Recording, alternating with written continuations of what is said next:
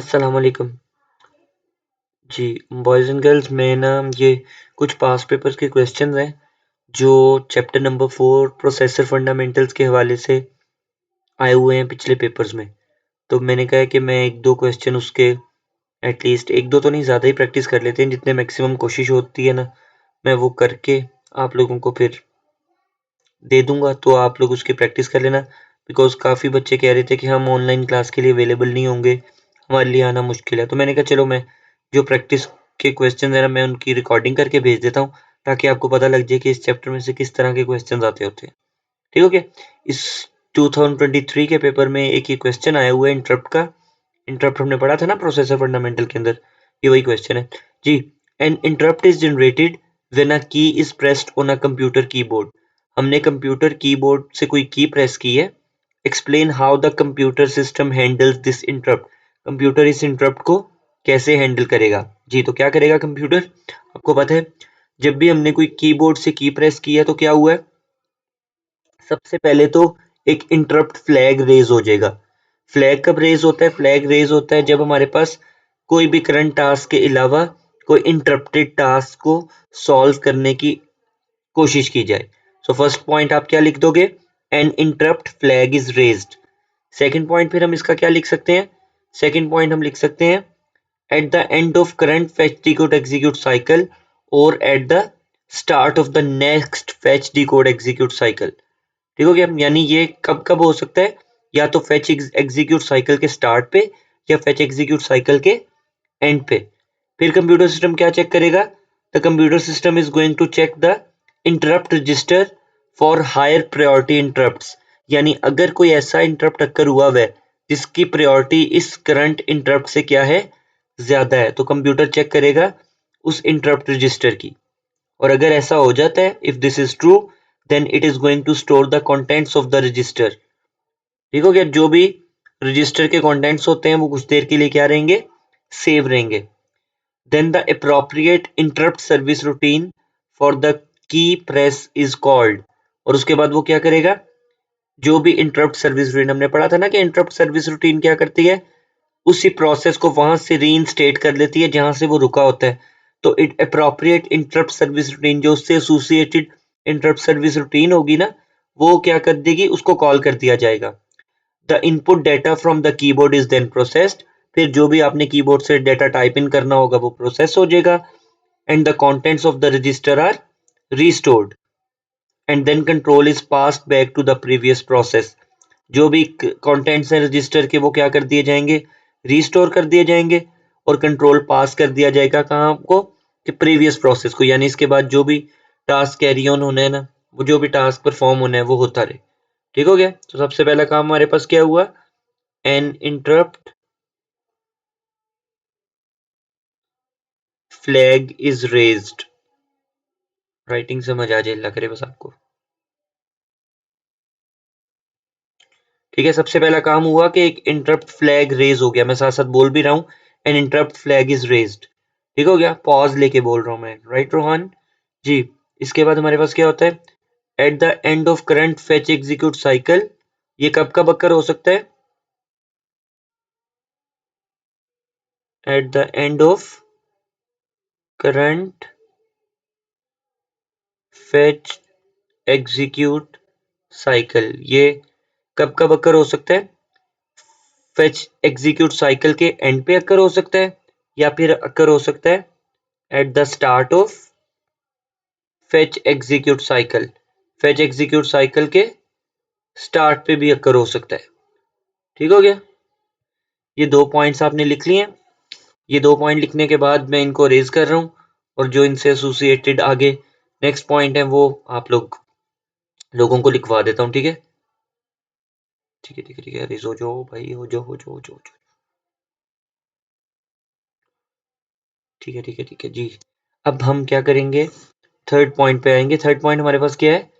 The system checks the interrupt register. इसके बाद interrupt register check करेगा वो for higher priority.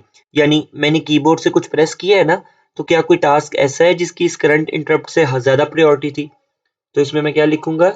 The system checks for the system checks for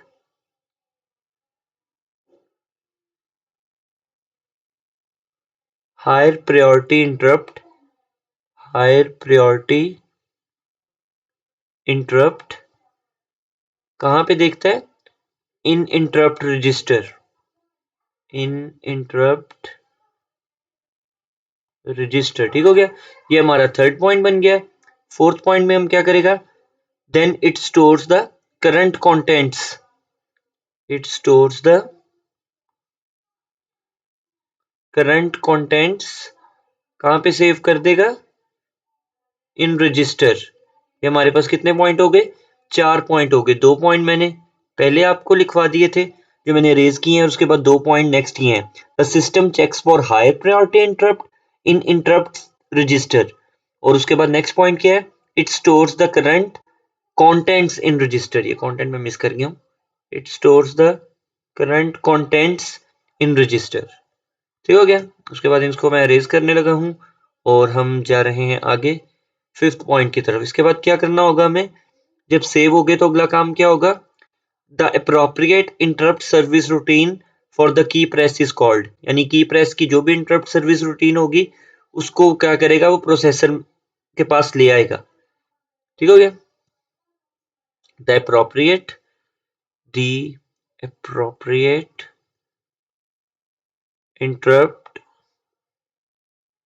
interrupt service routine is called.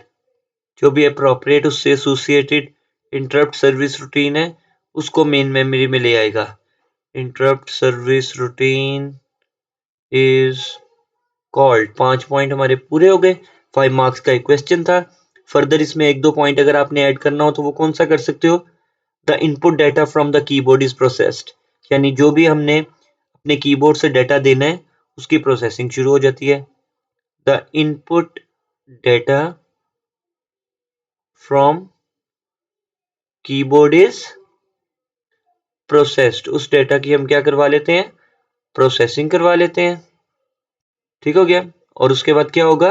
The contents of the register can be restored then, और इसके बाद जो भी current register के कंटेंट्स होंगे उसको उसी पॉइंट से रीस्टोर कर लिया जाएगा जहां पे ये प्रोसेस रुका था, स्टॉप हुआ था। ठीक हो गया, ये आपका एक क्वेश्चन सॉल्व हो गया है। इस पेपर में एक ही क्वेश्चन आया हुआ था, और अब मैं दूसरा पेपर खोल लेता हूँ ताकि मैं देख सकूं कि उसमें कौन सा क्वेश्चन है। ये दूसरी जोन का पेपर एक खोल लेते हैं, इसमें देख देख लेता हूं मैं इसमें क्या क्वेश्चन आया हुआ है। ये कैरेक्टरिस्टिक्स ऑफ लैन है, इथरनेट है, इनक्लाइंट है, डेटा डिक्शनरी, ये आ गया। ये क्वेश्चन 3 है इस चैप्टर में, ये इस सॉरी पेपर में। क्या है ये हमारे पास? A program is written in assembly language, program is converted into machine code by a two pass assembler, draw one or more lines to identify the pass or passes in which each action takes place। यानी हमारे पास action describe है and then हमें उसने दिया हुआ है पास, and you have to tell कि ये फर्स्ट पास का प्रोसेस है या सेकंड पास का प्रोसेस है। सबसे पहले हमारे पास आ गया जनरेट्स ऑब्जेक्ट कोड। जी, ऑब्जेक्ट कोड फाइल कब जनरेट होती है? पास 1 में या पास 2 में? तो ये हमारे पास होती है सेकंड पास में। ठीक हो गया, उसके बाद हमने देखना है reads the source code 1 line at a time. Very good जी, सही बताया आपने। Reads the source code 1 line at a time, ये पास 1 में भी होता था और ये पास 2 में भी होता था, सेकंड पास में भी होता था, फर्स्ट पास में भी होता था। पहला पॉइंट दोनों पासिस का जो मैंने आपको लिखवाया हुआ है वो यही है, read the source code 1 line at a time. उसके बाद removes white spaces. White spaces किस में रिमूव की जाती हैं जी? फर्स्ट पास में या सेकंड पास में? फर्स्ट पास में, यस। वाइट स्पेसिस भी रिमूव कर दी जाएंगी फर्स्ट पास में। Adding label to the symbol table, ये जो सिंबल टेबल वाला काम मैंने आप लोगों को करके दिखाया था, ये किस में करके दिखाया था? Symbol table, adding label to the symbol table, ये भी हमारे पास फर्स्ट पास का स्टेप होता है। ठीक हो गया, तो ये इतना सा छोटा सा इजी सा काम करने के आपको कितने नंबर मिल गए? 3 नंबर मिल गए। ठीक हो गया, इसके बाद हम आगे चलते हैं। इसी का बी पार्ट है हमारे पास, assembly language statement can use different modes of addressing, complete the following description of addressing modes. ये जो वो मैंने L D D, L D R, L D X, L D I, L L L D, M, ये सारी processing आपको लिखवाई हुई है ना एड्रेसिंग मोड्स की, ये उन्हीं में से क्वेश्चन आया हुआ है। Dash addressing is when the operand holds the memory address of the data. ये कौन सी एड्रेसिंग होती है जिसमें मेमोरी एड्रेस होल्ड किया जाता है? ये हमारे पास होती है डायरेक्ट एड्रेसिंग। डायरेक्ट एड्रेसिंग में हमारे पास क्या होता है? When the operand can hold the memory address of the data. Dash addressing is when the operand holds a memory address that stores the memory address of the data. memory address की location पे कौन सा address store है? तो ये कौन सा होता है? एड्रेस का एड्रेस। जैसे मैं आपको बताया था कि कंटेंट्स के कंटेंट स्टोर होते हैं, तो वो आपके पास क्या होती है? इनडायरेक्ट एड्रेसिंग होती है। और तीसरी हमारे पास क्या होती है? Dash addressing is when operand itself is the data. Operand itself is the data, तो वो हमारे पास इमीडिएट एड्रेसिंग होती है, जिसमें जो भी हमारे पास डेटा पड़ा हुआ होता है वही इटसेल्फ जो है वो क्या होता है? एड्रेस होता है।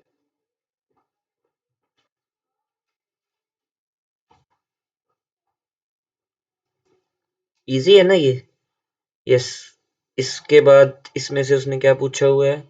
कुछ भी नहीं पूछा हुआ इस चैप्टर में से, सिर्फ इतना ही क्वेश्चन है। अब मैं क्या करूंगा, अगले टॉपिक पे चलूंगा, अगले कोई पेपर पे चलता हूँ।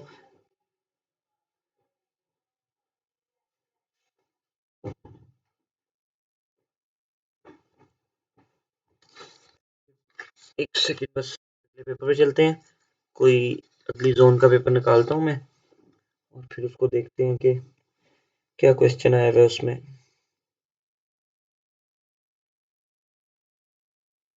एक सेकेंड, लीव दिस चेंजेस।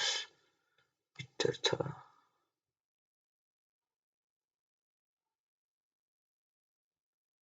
ये पेपर है, इसमें वे गोइंग टू सी कि इसमें कहाँ पर आया हुआ है।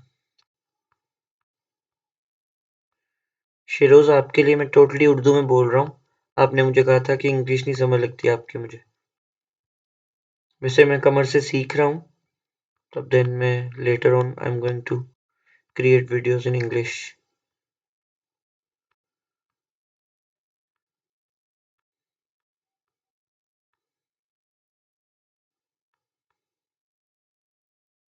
ये देखें जी, ये क्वेश्चन आया हुआ है।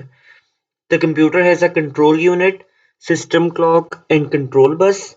Explain how control unit, system clock and control bus operate to transfer data between the components of computer.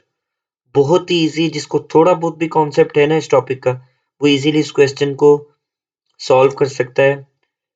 The computer has a control unit, system clock and control बस। और हमने बताना है कि कंट्रोल यूनिट, सिस्टम क्लॉक और control bus कैसे मिलके काम करते हैं, ताकि कंप्यूटर और उसके कंपोनेंट्स के दरमियान क्या कर सकें? डेटा को ट्रांसफर करवा सकें। अब आपको पता है सबसे पहले सिस्टम क्लॉक का क्या काम होता है?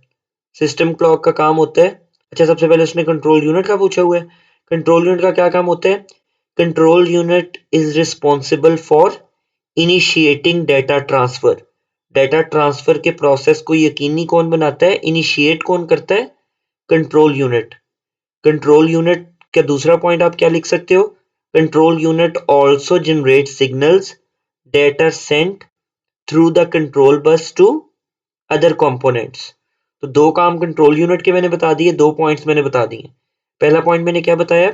Control unit is responsible for initiating the data transfer. मैं लिख देता हूं, control unit is responsible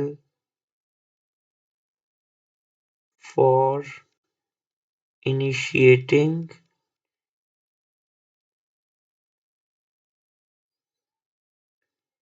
data transfer। दूसरा काम मैंने इसका क्या बताया था? कंट्रोल यूनिट क्या करता है? It generates signals that are sent, it generates signals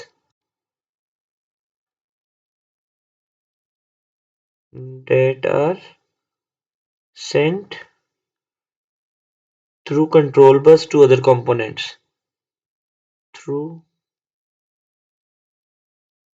control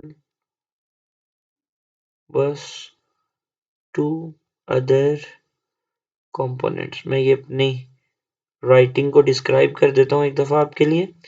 control unit is responsible for initiating data transfer. It generates signals that are sent through control bus to other components. दो points मैंने लिखवा दिया आपको। ये दोनों points अभी किससे related हैं?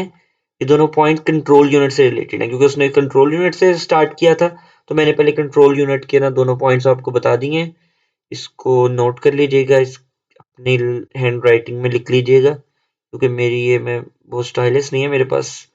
फिलहाल मैंने पता किया था, यहाँ से मिला कोई नहीं है, तो जैसे स्टाइलिश आ जाएगा तो फिर मैं काम मेरा आसान हो जाएगा, आप लोगों का काम आसान होगा, आपको भी समझ आने लग जाएगी कि क्या लिखा हुआ है। इसलिए मैं साथ साथ बोल देता हूँ, तो आप लोग मुझे फिर फीडबैक वैसे क्लास में दे देना कि अगर बिल्कुल भी समझ नहीं आती तो फिर मैं कोई और वे आउट निकालूँ उसका। अच्छा, दूसरा काम, सिस्टम क्लॉक क्या करता है?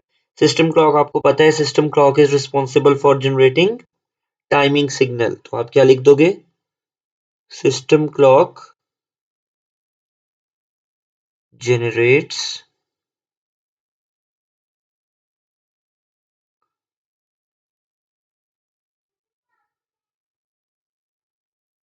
Timing signals. एक तो ये हो गया जी, and these signals are sent to the control bus. These signals are sent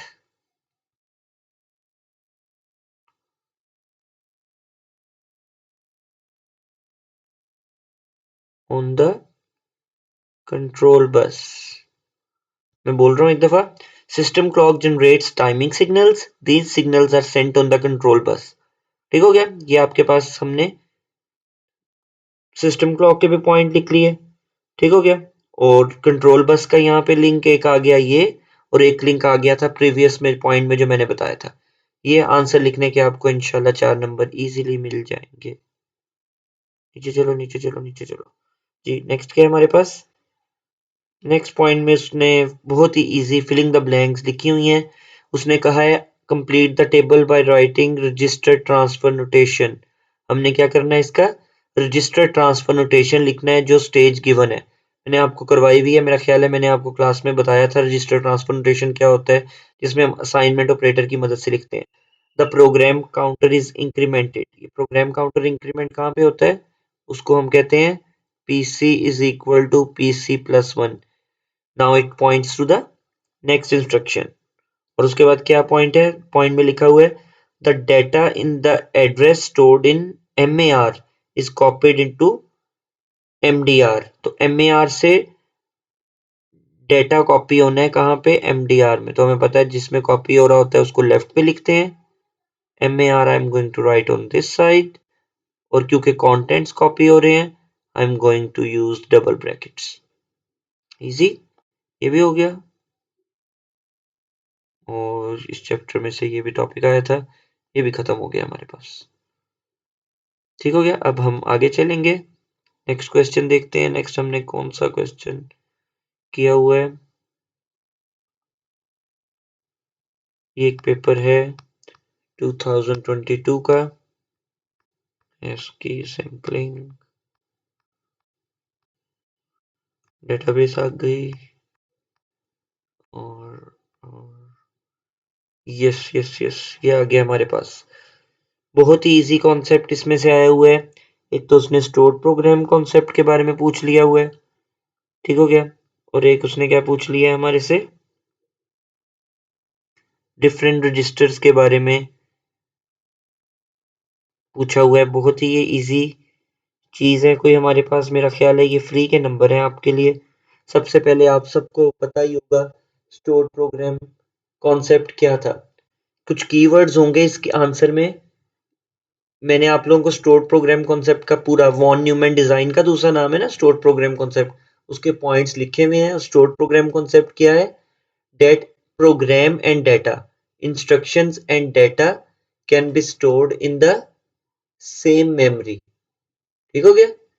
programmes and data can be stored in same memory, ये है हमारे पास स्टोर प्रोग्राम कॉन्सेप्ट। मैं लिख भी देता हूं, इंस्ट्रक्शंस, इंस्ट्रक्शंस, प्रोग्राम इंस्ट्रक्शन ही होता है ना, इंस्ट्रक्शंस और data can be stored in same memory। ये मेन पॉइंट था। और उसके बाद आप ये भी लिख सकते हो, making changes in data is not going to affect the instructions, or making changing to the instructions is not going to affect the program। ठीक हो गया, ये इतना सा इसका कॉन्सेप्ट था। उसके बाद वही डेफिनेशंस हैं, program counter, index register, status register. Program counter क्या होता है हमारे पास? Program counter stores the address of memory location of the next instruction to be fetched। Program counter stores the address or memory location of the next instruction to be fetched। मैं बोल रहा है, लिख लो आप लोग, लिख दूं मैं? PC contains the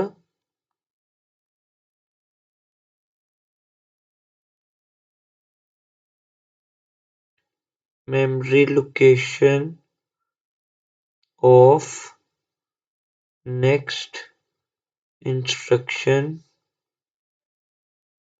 to be fetched। जो भी अगली इंस्ट्रक्शन आनी है ना, उसका एड्रेस कहाँ पे सेव होगा? प्रोग्राम काउंटर में सेव होगा। लिख लो आप लोग इसको, तो फिर मैं इसको अरेज कर दूंगा। ठीक हो गया बस। Then we have index register. Index register का क्या पर्पस होता है? इंडेक्स रजिस्टर हमारे पास किस लिए यूज किया जाता है?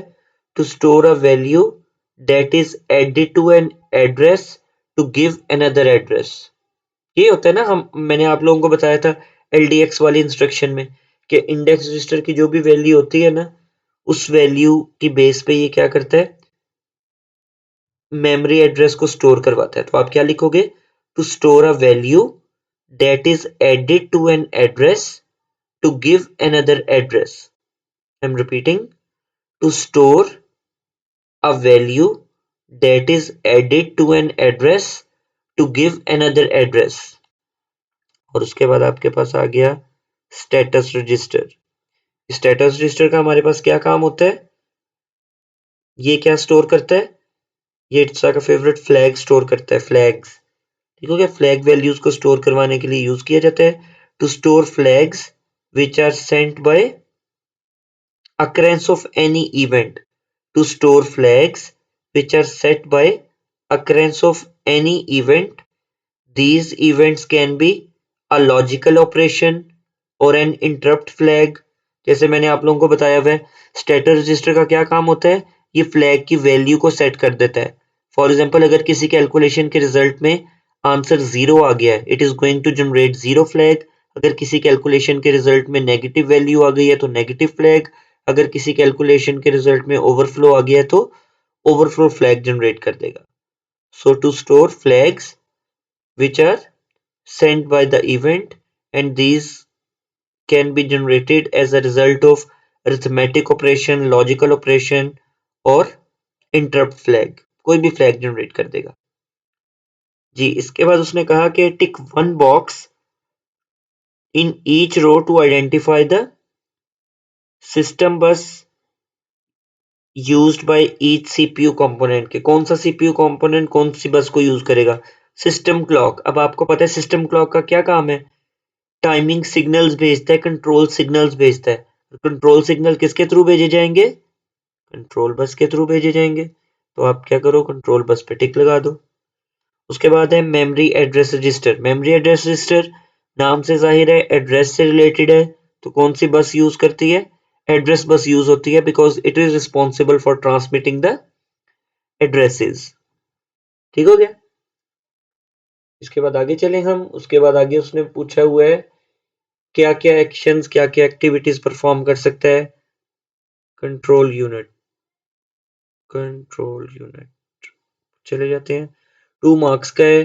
मैं कोई से 3 पॉइंट आपको बता देता हूँ जो मैंने क्लास नोट्स लिखवाए में, उनमें से भी कोई पॉइंट्स आप ऐड कर सकते हो। अगर कोई सेपरेट करना चाहो तो वो भी कर सकते हो। बेसिकली किस लिए रिस्पॉन्सिबल होता है? To coordinate the actions of all other components of the CPU।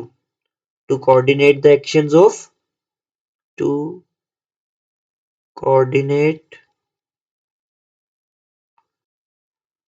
the actions of other components of CPU। CPU के जो दूसरे एक्शंस होते हैं उनको कोऑर्डिनेट करता है। टू सेंड कंट्रोल सिग्नल्स, दूसरा काम हो गया to send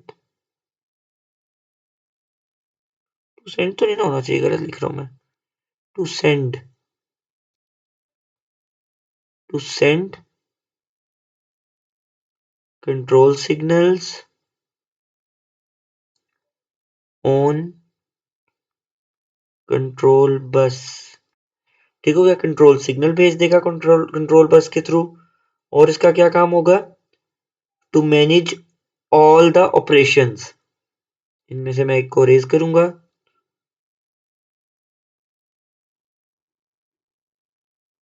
to manage all the operations, to manage all operations on CPU. CPU के ऊपर जितने भी ऑपरेशंस रन हो रहे हैं उन सबको क्या करेगा? मैनेज करेगा। और उसके बाद लास्ट वाला हम लिख लेंगे to control the communication between components of CPU. ये मैं रेज करता हूं।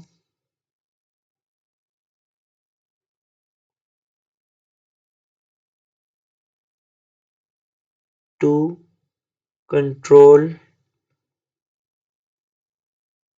Communication between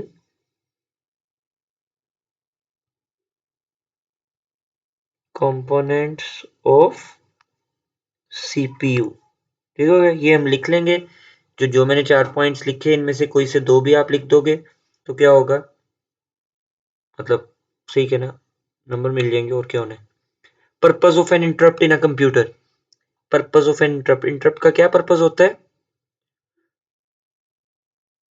the purpose is to send a signal and signal is sent from processor or a device in order to seek the permission or attention of the processor। क्या purpose होता है?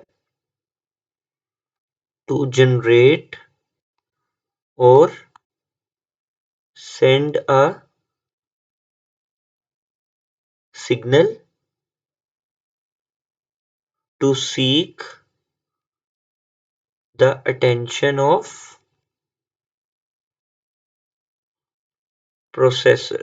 Processor को कहता है कि मैं देखना चाहता हूं आप कैसे काम परफॉर्म कर रहे हो, या तुम दूसरों को छोड़ के मेरी तरफ भी तवज्जो देते हो कि नहीं।